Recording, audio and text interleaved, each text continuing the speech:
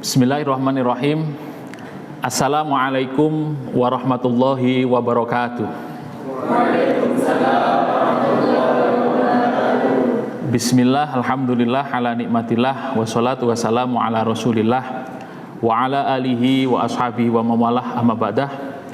Adik-adik mahasiswa yang dirahmati Allah, di semester ini kita bertemu pada mata kuliah manajemen pendidikan. Mata kuliah ini merupakan mata kuliah keahlian yang diajarkan pada mahasiswa semester 4 di jurusan atau di program studi pendidikan agama Islam. Mata kuliah manajemen pendidikan adalah mata kuliah yang harus kalian kuasai sebagai bekal kalian nanti sebagai sarjana pendidikan.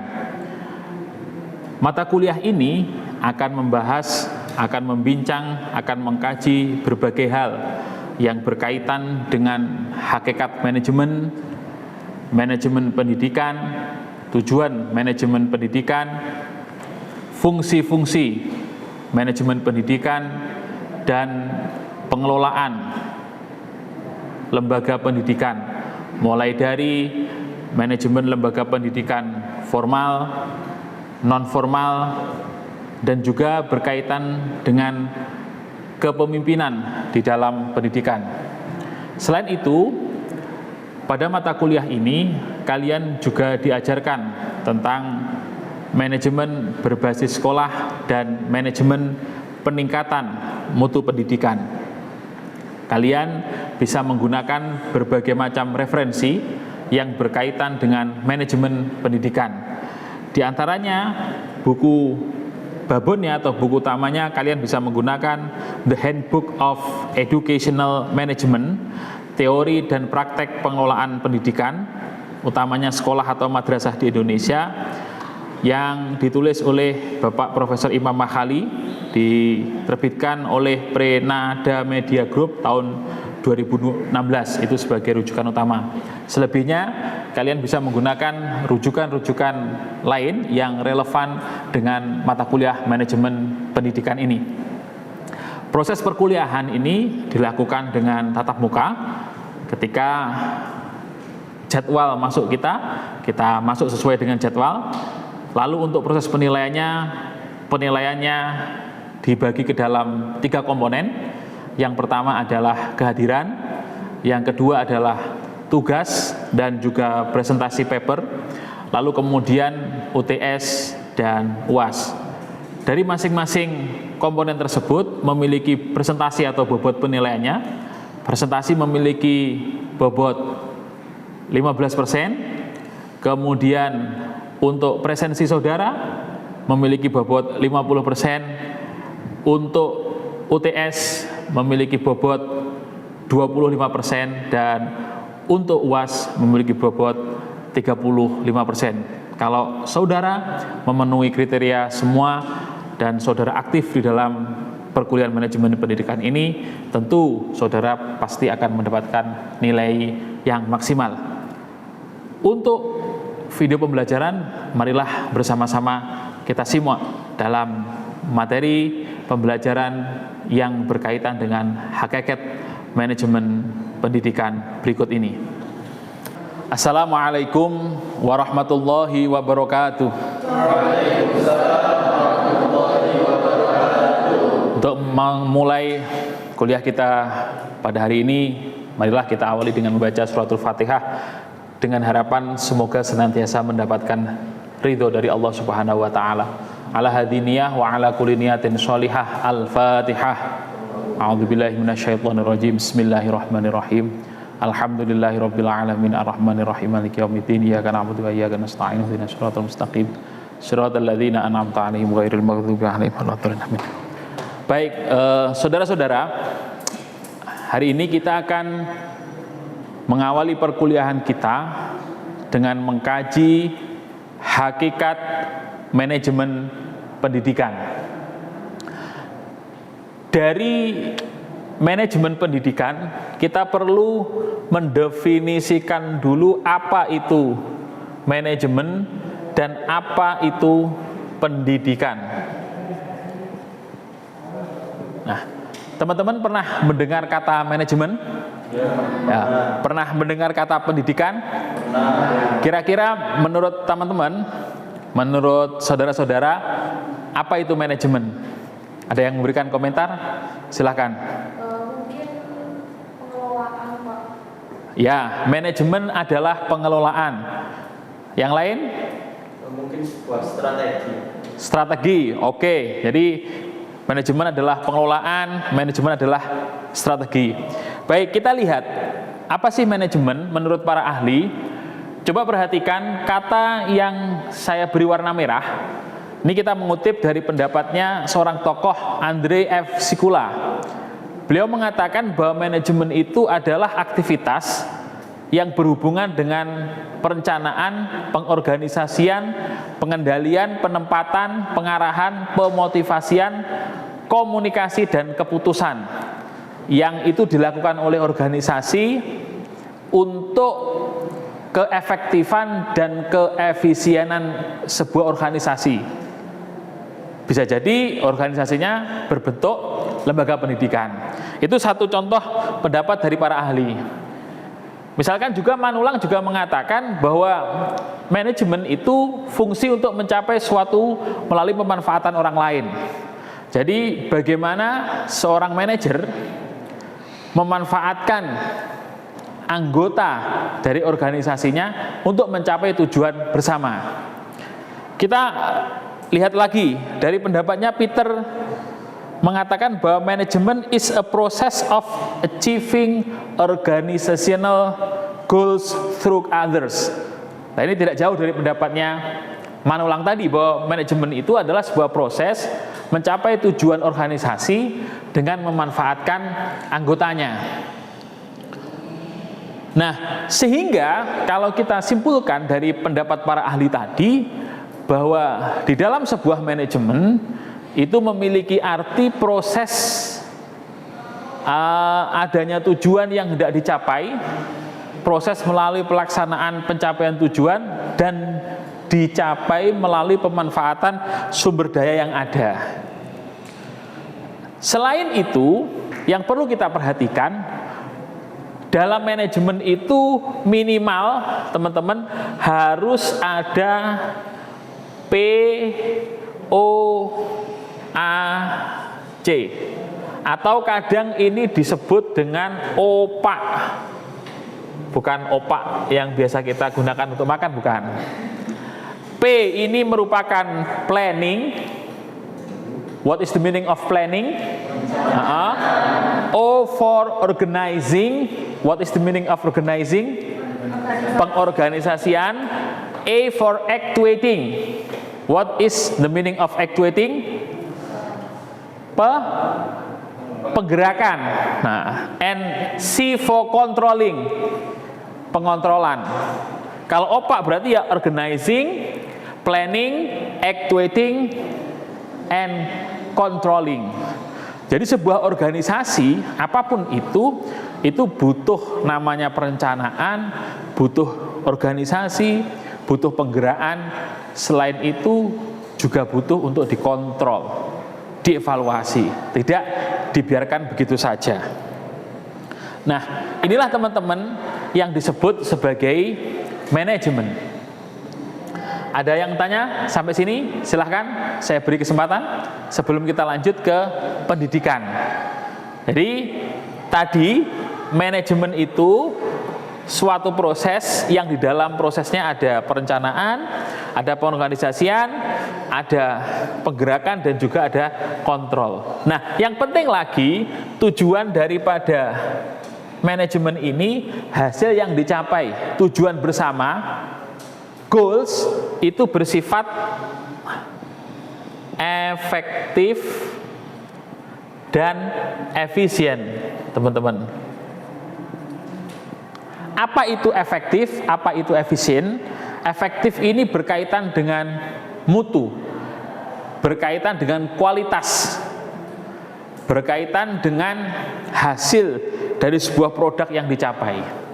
Sedangkan efisien ini berkaitan dengan waktu dan juga berkaitan dengan pembiayaan biasanya. Saya kasih contoh begini, sebuah perusahaan membuat mobil, ditargetkan di dalam perencanaannya mobil ini akan menghabiskan dana 100 juta selesai dalam 10 bulan. Ternyata mobil ini menghabiskan dana 100 juta tapi tidak dalam 10 bulan melainkan 12 bulan. Kualitasnya bagus. Maka dalam pembuatan mobil ini disebut efektif tapi tidak efisien. Atau begini, mobil ini dibuat, dia menghabiskan dana 20 juta selesai dalam 10 bulan. Dia efisien tetapi tidak efektif. Nah, itu nanti akan diaplikasikan di dalam dunia pendidikan. Dalam konteks tertentu, manajemen ini disebut sebagai sebuah disiplin ilmu karena dia lolos melalui uji ilmu. Artinya dia sesuai dengan kriteria ilmu bahwa manajemen itu hipotetiko verifikatif itu. Dia lolos hipotesis, terverifikasi dan lain sebagainya. Tetapi juga dikatakan sebagai profesi. Ada profesi sebagai manajer. Maka seorang manajer itu butuh yang namanya profesional.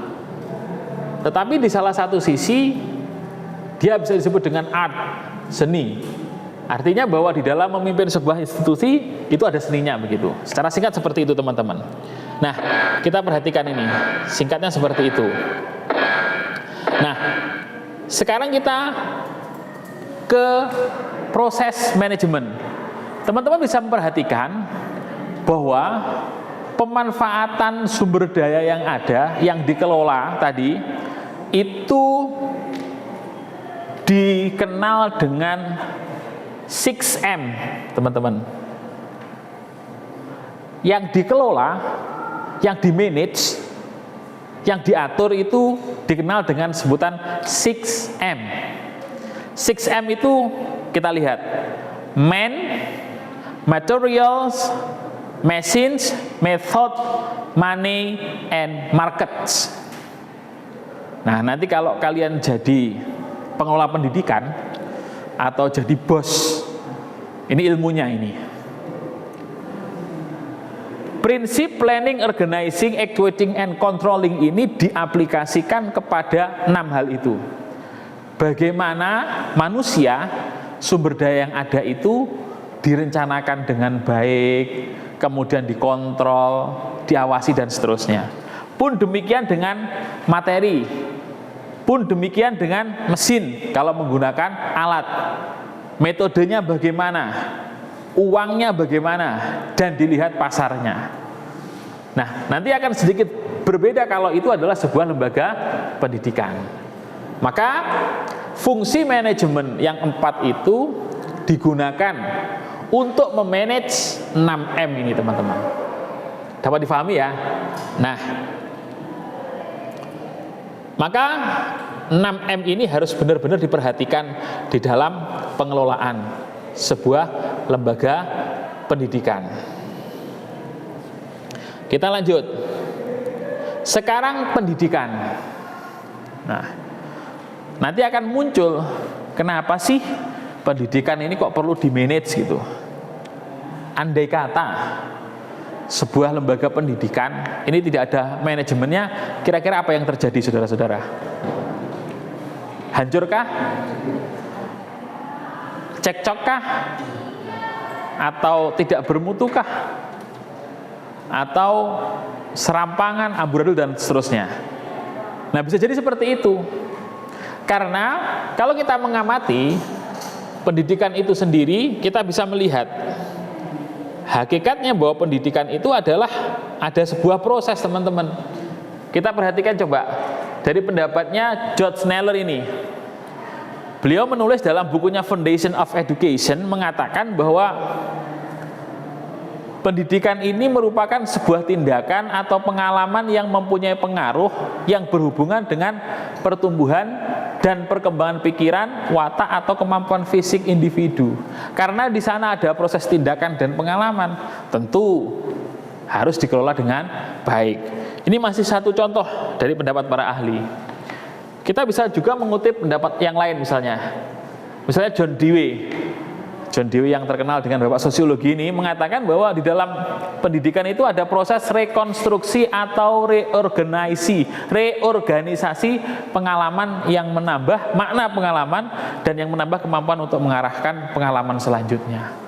Tentu karena ini adalah reorganisasi, maka manajemen dibutuhkan. Nah, masih banyak pendapat-pendapat yang lain terkait dengan pendidikan itu sendiri. Nah, kalau kita melihat dalam konteks Indonesia, teman-teman, mengacu yang pertama, kita bisa mengacu kepada Bapak Pendidikan di Indonesia. Ada yang tahu siapa Bapak Pendidikan Indonesia? Bapak Ki Hajar Dewantoro. Kita lihat bagaimana Ki Hajar Dewantoro mendefinisikan pendidikan. Bahwa beliau mengatakan pendidikan itu secara singkat adalah pemanusiaan manusia muda. Artinya bagaimana seorang manusia ini benar-benar diposisikan sebagai manusia. Bagaimana kemudian sifat kemanusiaan itu benar-benar kembali kepada fitrah kemanusiaannya, yang pada muaranya untuk mencapai kebahagiaan. Dalam konteks Islam ya kebahagiaan dunia dan akhirat. Nah, inilah undang-undang kita. Undang-undang Sisdiknas, Sistem Pendidikan Nasional nomor 20 tahun 2003 yang membincang tentang pendidikan. Di sana didefinisikan bahwa pendidikan merupakan usaha sadar dan terencana. Awas, ada kata terencana, makanya saya kasih warna merah karena ini nanti berhubungan dengan planning ini. Untuk mewujudkan suasana belajar dan proses pembelajaran agar peserta didik secara aktif mengembangkan potensi dirinya untuk memiliki kekuatan spiritual, yang paling tinggi spiritual, kemudian pengendalian diri, kepribadian, kecerdasan, akhlak mulia, serta terampil yang diperlukan dirinya, masyarakat, bangsa, dan negaranya. Itulah yang kita pedomani sebagai jimat kita atau sebagai kitab suci kita, bahwa pendidikan kita di Indonesia itu akhirnya bisa memberikan kebermanfaatan kepada pribadi masing-masing individu, kepada masyarakat, lebih luasnya kepada bangsa dan negara. Saudara-saudara, ruang lingkup manajemen pendidikan, tadi saya katakan di awal bahwa yang dikelola itu ada 6M tadi. Nah, di dalam pendidikan itu dalam bentuk ini, kalian bisa perhatikan bagaimana kita mengelola pendidiknya. Dalam hal ini pendidik atau tenaga kependidikan itu masuk man-nya, manusianya. Siswanya juga masuk man. Kemudian kurikulum, berarti kurikulum sama dengan materials-nya, ya kan? Lalu kemudian tenaga kependidikan masuk man, pembiayaan, berarti money. Kemudian fasilitas, humas, tata laksana masuk apa berarti kira-kira? Mesin. Nah, benar, dia masuk mesin. Terus kemudian nanti yang marketnya siapa? Orang tua, berarti usernya, penggunanya nanti. Bagaimana agar pendidikan kita berkualitas sehingga lembaga pendidikan kita atau sekolah kita itu banyak yang ingin masuk di sana, teman-teman. Nah, berarti kan pas. Nah, maka kemudian kita bisa membagi ruang lingkup manajemen pendidikan ini, teman-teman. Kita perhatikan. Nah, kalau kita bagi menurut wilayahnya, maka manajemen pendidikan ini mulai dari seluruh negara, wilayah, provinsi kalau di Indonesia, kabupaten, kota madya, sampai kepada yang terkecil. ya di desa-desa itu. Kalau kita melihat menurut objek garapannya, maka ada siswanya, ada personel sekolah, kurikulum tadi, kemudian peralatannya dan lain sebagainya. Lembaga-lembaga pendidikan, hubungan masyarakatnya. Kalau kita melihat fungsinya, maka ya tadi alurnya ini tidak akan pernah berubah ini. Jadi terus seperti itu. Kemudian kalau kita melihat menurut pelaksananya ada kepala sekolah sebagai manajer tentunya. Ada guru dan orang-orang yang bekerja di lembaga pendidikan tersebut. Nah, yang terakhir ini, tujuan kenapa kok dalam pendidikan itu harus ada manajemen, agar terwujudnya PBM yang paikembrot. Ini pernah saya katakan bahwa PBM itu pembelajaran, paikembrot itu adalah pembelajaran yang aktif, inovatif, kreatif, kemudian gembira dan berbobot. Biar kita di dalam kelas ini senang.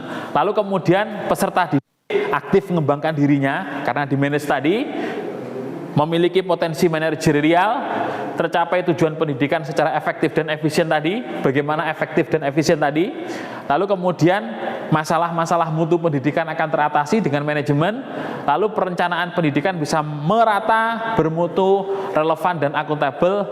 Dan yang terakhir adalah tentu meningkatkan citra positif pendidikan. Nah, itulah teman-teman hakikat dari manajemen pendidikan di pertemuan yang pertama ini, bahwa kita memahami apa itu manajemen, apa itu pendidikan, lalu kemudian bagaimana mengaplikasikan manajemen di dalam pendidikan, karena ada ruang lingkup manajemen pendidikan, pembagian manajemen pendidikan berdasarkan wilayahnya, objek dan lain sebagainya, sehingga dengan manajemen pendidikan itu kita bisa merasakan tujuan dan manfaatnya. Mungkin itu untuk materi kita hari ini. Saya persilahkan kepada teman-teman kalau ada yang ingin bertanya. Monggo, silahkan yang ingin bertanya bisa mengangkat tangan atau menyebutkan nama dan MPM. Ya, silahkan Aslam. Baik, perkenalkan nama saya Asnatif Ambar Aslam dengan NPM 22301. Ya, Saudara Aslam. Di sini saya ingin bertanya, bagaimana fungsi manajemen apabila diterapkan di dalam pendidikan? Nah, terima kasih Saudara Aslam. Baik sekali pertanyaannya. Nah, seperti yang telah kita paparkan tadi, bagaimana kemudian menggunakan manajemen itu di dalam pendidikan. Yang pertama kita harus melihat dulu unsur-unsur yang ada di dalam pendidikan tadi.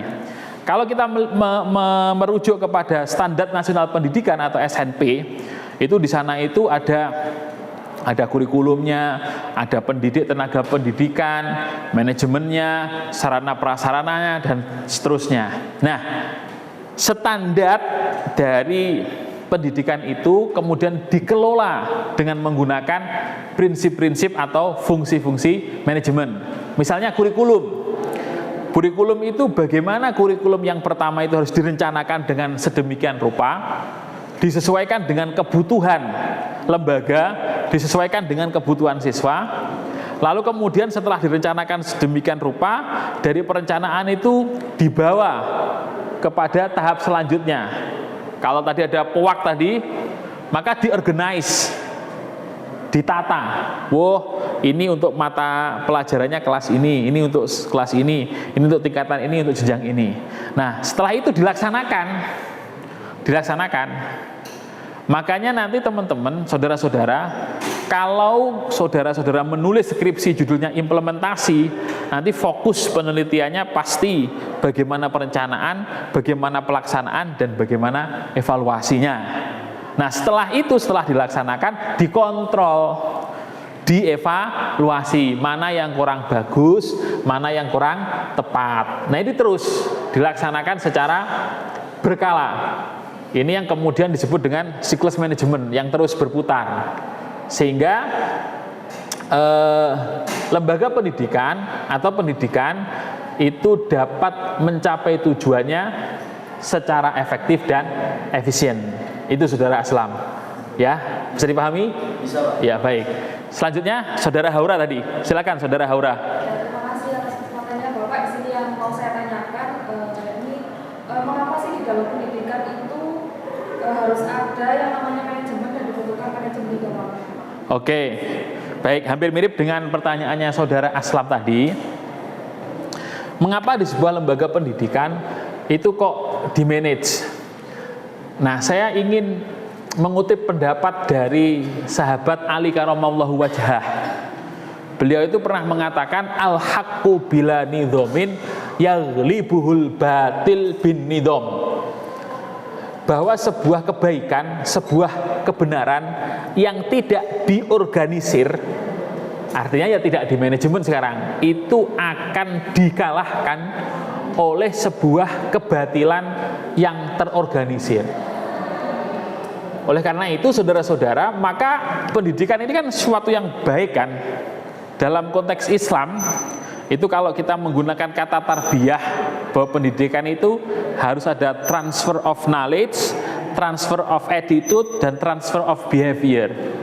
Maka ini tidak akan bisa berjalan dengan efektif dan efisien tanpa adanya manajemen. Disinilah kemudian kenapa pendidikan membutuhkan manajemen, agar tujuan-tujuan dari yang dicanangkan oleh pendidikan itu dapat tercapai dengan maksimal, artinya tercapai dengan efektif dan efisien. Begitu saudara Haura. Ya, bisa dipahami? Ya. Ada lagi? Mungkin satu pertanyaan lagi karena waktunya sudah hampir habis, silahkan. Ya. Sauki. Ke definisi Pak, adakah ya. nilai keindahan atau estetika sehingga manajemen itu didefinisikan sebagai seni Pak? Oke, coba kita lihat. Ternyata ini di dalam mengelola sebuah lembaga pendidikan teman-teman, manajemen itu juga dikatakan sebagai art. Maksudnya itu bagaimana manajemen dikatakan sebagai art. Nah, saya bisa memberikan analogi atau contoh teman-teman begini. Seorang kepala sekolah itu ketika mau mengambil keputusan atau menentukan sebuah kebijakan, itu kalau mengikuti pola manajemen, maka ya bagaimana melihat perencanaannya, kemudian pengorganisasian, kemudian kontrolnya, evaluasinya, dan seterusnya. Nah, di slide saya tadi saya mengatakan bahwa manajemen ini juga disebut sebagai art. Itu art itu kan tidak menggunakan apa istilahnya teman-teman, dia menggunakan rasa. Ketika seorang menilai sebuah lukisan misalkan, si A mengatakan ini jelek, tetapi si B tidak. Wah, ini sangat indah sekali. Kalau kita melihat lukisan-lukisan yang mahal, misalkan lukisannya Maradona yang dihargai berapa jutaan itu kan biasa saja, gambar orang saja gitu kan. Tetapi seorang penikmat seni itu akan memberikan penilaian yang berbeda. Kita lihat ini, dia dikatakan sebagai art, manajemen sebagai art, karena perencanaan, kepemimpinan, komunikasi, dan segala sesuatu yang menyangkut manusia. Nah, manusia itu kadang tidak bisa didefinisikan, ya kan? Kita ambil contoh, ketika kalian jatuh cinta, itu kan tidak ada yang bisa mendefinisikan kalian, ya. Sesuatu yang mungkin menurut teman kamu, wah kamu itu bodoh, habis uang, habis waktu, dan lain sebagainya untuk membiayai seseorang yang belum tentu jadi istri kamu, menurut pandangan teman kamu. Tetapi tidak, menurut perasaan kamu, berapapun akan aku berikan karena ini adalah rasa cintaku, begitu kan. Nah, di sini juga terjadi di dalam pengelolaan, di dalam manajemen ini. Ternyata pada kasus-kasus tertentu, ketika mengambil keputusan, kita membutuhkan rasa, teman-teman. Dengan rasa, sesuatu bisa dirasakan. Itu kira-kira Sauki ya. Nah, terima kasih teman-teman. Itu mungkin yang dapat kita sampaikan untuk hari ini. Semoga apa yang kita sampaikan bermanfaat, kalian bisa memahaminya dengan baik dan menjadi modal dasar untuk mata kuliah manajemen pendidikan. Kurang lebihnya mohon maaf, kita akhiri dengan doa kafaratul majelis. Subhanakallahumma wa bihamdika asyhadu alla ilaha illa anta astaghfiruka wa atubu ilaih. Terima kasih, kurang lebihnya mohon maaf. Wallahul muwaffiq ila aqwamit thoriq. Wassalamualaikum warahmatullahi wabarakatuh. Boleh kita tepuk tangan untuk kita semua. Oke, terima kasih.